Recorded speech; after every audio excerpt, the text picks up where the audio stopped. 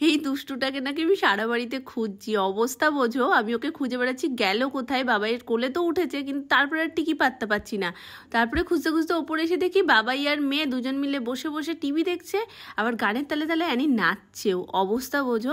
সকালবেলায় ঘুম থেকে উঠে কোনো রকম একটু ফ্রেশ হয়ে কিছু খেতে লাগবে না, কারণ খাওয়া দাওয়া আমরা ছেড়েই দিয়েছি মোটামুটি। তো এখন আমরা যেটা করতে পারি ভালো, সেটা হলো গানের তালে তালে নাচও পেলে আমাদের আর কিচ্ছু চাই না। তো এখন নাচ করছে, আর যেই আমাকে দেখেছে এখন মনে পড়ে গেছে, না এবার একটু তো মাম্মার কাছে যেতে হবে, অনেকক্ষণ যাওয়া হয় না। এটা একদম সানে বেরিয়েও বেরোতে পারছে না। কি রান্না হচ্ছে মা? এত সুন্দর সুন্দর সব রান্না করতে গন্ধ বেরোচ্ছে। একটু সাইড দেবে, নাহলে আমি ঢুকতেই পারছি না এখানে। এখানে দেখতে পাচ্ছি মাছ রয়েছে, আর এখানে যা গ্রেভি করেছে ওটা দই কাতলা হচ্ছে। ওখানে আলুর দম বসে গেছে। মাছেরই গন্ধ একদম আলো হয়ে গেছে, পুরো দূর থেকে পাওয়া যাচ্ছে, ওপর থেকে গন্ধ পাওয়া যাচ্ছে। আলুর দম করছো কেন মা আবার? নিরামিষ তাই?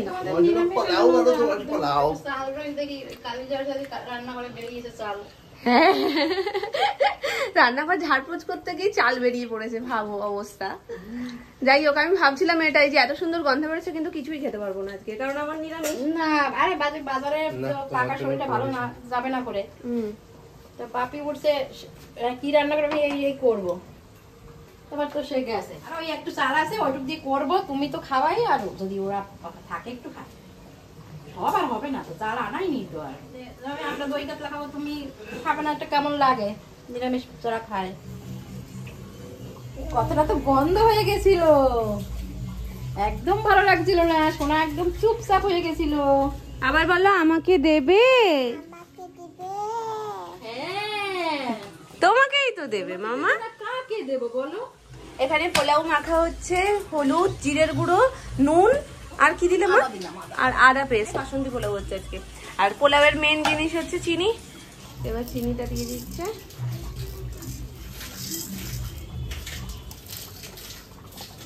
আমি খাবো বলে মামনি চিনিটা একটু বেশি করে দিয়েছে। তুমিও খাবে? কেন খাবে না? তুমিও খাবে মামা। যখন সবার জন্য পোলাও হয় তখন মামনি চিনি একদম অল্প দেয়, আর আমার যেহেতু সেই জন্য মামনি চিনিটা একটু মন ভরে দিয়েছে। আর আমার একটু মিষ্টি মিষ্টি পোলাওই ভালো লাগে। পোলাও যদি মিষ্টি না হয় খেতে ভালো লাগে বলো? ইনিই দিব্যু ভালো আছে। গান বাজলো তো অ্যানির নাচের স্টেপ রেডি। পাশের বাড়ির কাকুরা জোরে গান চালিয়েছে, সাথে সাথে আমার মুখটা ধরে বলছে মাম্মা গান বাজছে। আমি বলছি তাহলে আর কি, নেচে ফেলো। তো যাই হোক, এখানে মামনি রান্নার সমস্ত প্রস্তুতি নিচ্ছে। মোটামুটি হয়ে গেছে আমিষ রান্নাটা, নিরামিষ রান্নাটাই মামনি এখন করবে। আলুর দমটা তো আগেই বসিয়েছে, তোমাদেরকে দেখালাম। তো আলুর দমটা অলমোস্ট হয়েই এসছে, একটু ফুটবে জাস্ট। আর এনি তো শুধু আসছে, যেটা ভালো লাগছে সেটা টুকটাক নিয়ে একদম দে দৌড়। মানে অ্যানির আগে ছোট যে ও ছিল সেটা খুব ভালো করেই বোঝা যায়। তো এখানে রাইসটাকে খুব ভালো করে সব মশলা টশলা দিয়ে মাখা হয়ে গেছে, আর মামনি কড়াইতে দিয়ে দিচ্ছে এখন ঘি। আর সত্যি কথা বলতে এই ঘিটা কড়াইতে পড়ার মাত্রই এত সুন্দর একটা গন্ধ বেরোয়, মনে হয় পোলাও অলরেডি রেডি হয়ে গেছে।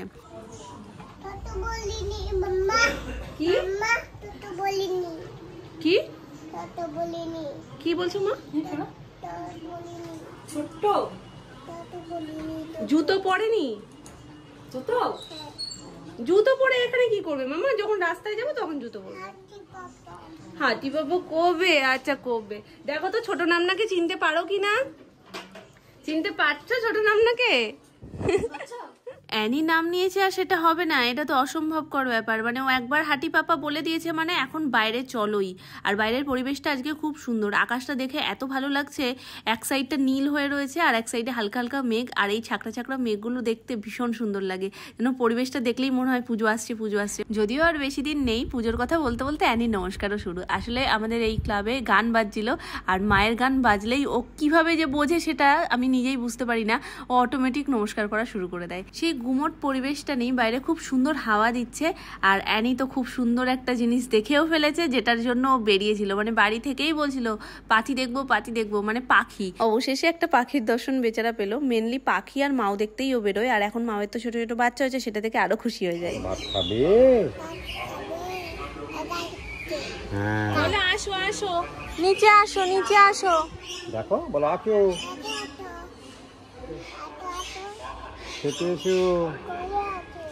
ওদিকেও আছে।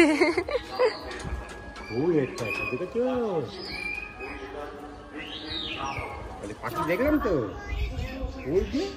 ওই যে ছোটদাদার বাড়ির মাথায়। গুড আফটারনুন এভরিওয়ান, কেমন আছো সবাই? আই হোপ সবাই খুব ভালো আছো, সুস্থ আছো। এখন আগে থেকে আমাদেরও শরীরটা কিছুটা বেটার, মানে এখন মোটামুটি একটু আধটু খাবারের টেস্টটা যেটা একদমই পাচ্ছিলাম না, একটু আধটু এখন পাচ্ছি। ঘরে যাবো না বললে হবে? ঝিরিঝিরি বৃষ্টি পড়ছে মামা, গায়ে মাথা জল পড়বে না, বৃষ্টি কমে যাক আবার আসবো। ফাইনালি এত অপেক্ষা, এত দিন ধরে আমরা ভাবছি যে কবে লাগানো হবে, কবে লাগানো হবে, আজকে হয়েই গেল। অসম্ভব সুন্দর লাগছে, দাঁড়াও তোমাদেরকে একটু ঘুরিয়ে দেখাই। সকাল থেকে কাজ হচ্ছে, এই দেখো ফাইনালি বাইরে ব্যালকনির কাজ লাগানো কমপ্লিট। এই পাতা ডিজাইনটা আমরা চুজ করেছিলাম, উপরে গিয়ে ডেফিনেটলি শেয়ার করব নিচ থেকে, মানে বাইরের লুকটা তোমাদেরকে আগে দেখিয়ে দিই।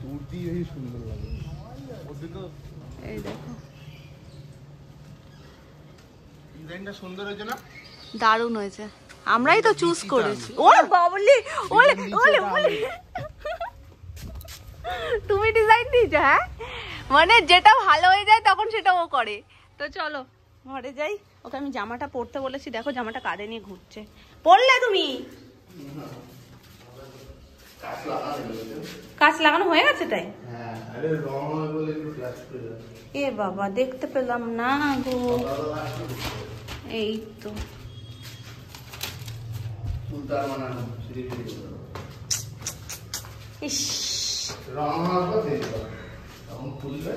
এটা প্যাকিং করে দিয়েছে গো। এখানেও কাঁচ লাগানো ডান। এখান থেকে একটু একটু বুঝতে পারছো, এই দেখো এরকম, দেখতে পাচ্ছ এইরকম টাইপের বরফি ফ্লাওয়ারের উপরে আছে। যাই হোক, খুললে এত কষ্ট করে দেখতে হবে না, খোলার পরে তোমাদের সাথে আমি শেয়ার করে দেবো। এই যে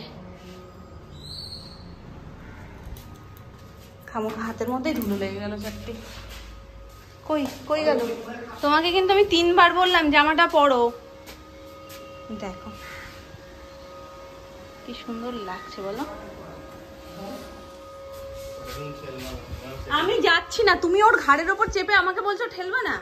আমি তো ওই আমার এখান থেকে কতটা দূরত্ব ওটা, কাকুরে বারণ করছে তারপরেও এটার উপরে উঠে গেছে। পারলে এর উপরে দাঁড়িয়ে যাই।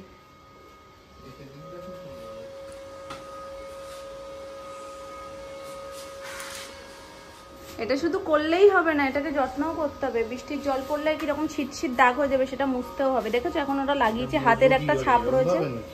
হ্যাঁ, এই ভেতর থেকে একবার কাপড় দিয়ে মুছতে হবে, তারপর বাইরে দিয়ে যতটা হাত পাও ততটা মুছতে হবে।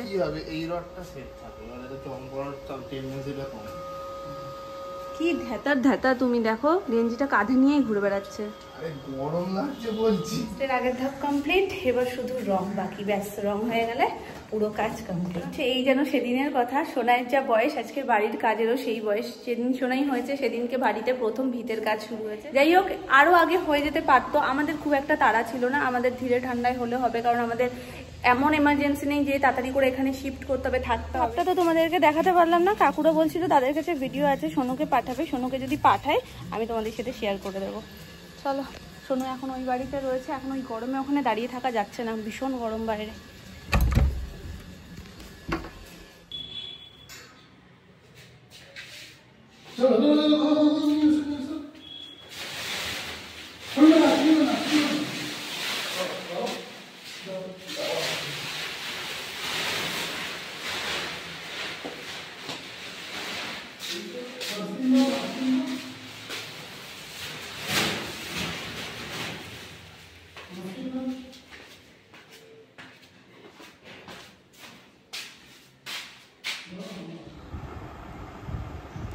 কি হয়েছে? কে ওটা? কে ওটা? তুমি একদম চুপচাপ হয়ে গেলে যে। এটা তো একটা কা এসছে গো বাবা। কাদের দেখলে এত ভয় লাগে? কি হয়েছে? তুমি আসবে আমার কাছে? আসো, চলে আসো। আচ্ছা ঠিক আছে, দেখতে হবে না এইভাবে, আর চোখে দেখতে হবে না, চলে এসো আমার কাছে। বলে অল্প রান্না নাকি খেতে ভীষণ টেস্টি হয়, তবে আজকের রান্নাটা সুপার ডুপার হিট হয়ে গেছে। মানে এত সুন্দর হয়েছে পোলাওটা, এত ঝরঝরে যেমন হওয়ার সেরকম হয়েছেই, আর তার সাথে সাথে ভীষণ টেস্টি হয়েছে। তুমি খাবে পোলাও মামা? ব্যাস হয়ে গেছে, আর মুখে কোনো শব্দ নেই। এই হচ্ছে পোলাও আর এই আলুর দম আরেকটু ছিল দুপুরবেলায়, আমি তোমাদের সাথে যে শেয়ার করবো তখন আর শেয়ার করতে পারিনি, তাই জন্য এই সবই একটু কম কমই দেখাচ্ছি। পোলাও আরেকটু ছিল, আলুর দমও আরেকটু বেশি ছিল। তো দুপুরে যেহেতু খাওয়া হয়েছে, বাকি সবার জন্য হয়েছিল দই কাতলা, তখনই তোমাদেরকে দেখাচ্ছিলাম। তো দুপুরবেলায় না রান্নাবান্নাগুলো তোমাদের সাথে শেয়ার কিছুই করা হয়নি, আজকে ভুলেই গেছিলাম। দুপুরবেলায় খাওয়ার আগে গেছিলাম ঠাম্মির কাছে, যেহেতু একটা কুর্তি অনেকদিন ধরেই অল্টারের জন্য আমি নিয়ে যাবো করছিলাম, আর আজকে দেখি ঠাম্মি দোকান খুলেছে। এবার মাঝখানে জন্মাষ্টমীর আগের দিন যখন গেছিলাম তখন কাজের জন্য ঠাম্মি আর দোকান খোলেনি। এবার কবে কি খোলে না খোলে আমার এখন খুব একটা এমার্জেন্সি ছিল না, তবু আমি কাজটা সেরে এসেছি, যাতে পরে আমি দেখা গেল যেদিন এমার্জেন্সি সেদিনকেই ঠাম্মি দোকান খুললো না, আবার সেটা নিয়ে আমার দূরে ছুটতে হবে। এটা যেহেতু কাছাকাছির মধ্যেও হয়, আর ঠাম্মি জাস্ট একটা রাফ করে আমাকে বলে যে গিয়ে চেক করে নাও, তারপরে আমি চট করে গিয়ে ফাইনালটা ঠাম্মিকে বলে দিতে পারি, আর আমার বেশি দূরে ছুটতে হয় না। তো সেই জন্য আমি দেখলাম যখন, তাই জন্য আমি না খেয়ে আগে গেছি ঠাম্মির ওখানে কাজ সারতে, আর এসেছি যখন এত জোর খিদে পেয়ে গেছে তখন খাবার নিয়ে বসে পড়েছি, আর কিচ্ছু তোমাদের সাথে দেখানো হয়নি। তো এই হচ্ছে কি ব্যাপার, এখন একটু খিদে পাচ্ছে, টিফিন খাবো।